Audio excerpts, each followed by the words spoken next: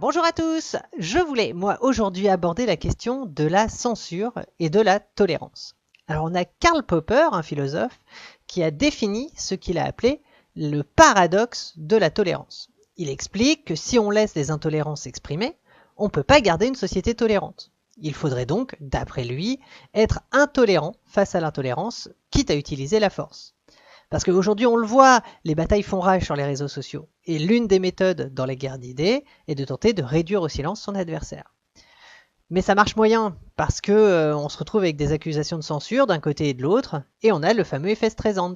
Ça marche à gogo, l'adversaire est souvent finalement plus visible après la bataille qu'avant.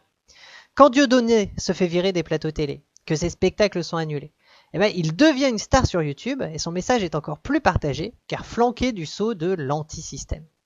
On peut aussi parler de Marceau, un dessinateur d'extrême droite qui s'est fait jeter des réseaux sociaux après avoir encensé l'architecture du Troisième Reich et mis en ligne une illustration où De Gaulle se demande s'il a bien fait de repousser Hitler.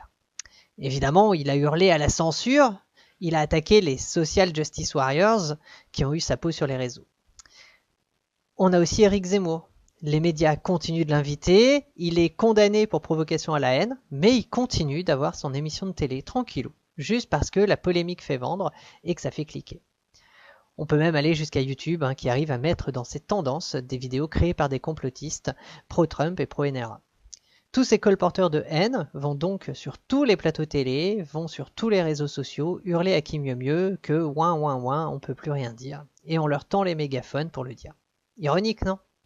Alors comment est-ce qu'on avance dans ce contexte? Quand les intolérants crient, hurlent, quand nous on fait juste qu'exprimer notre droit à la critique.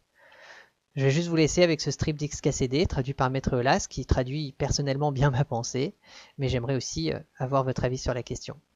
À la prochaine!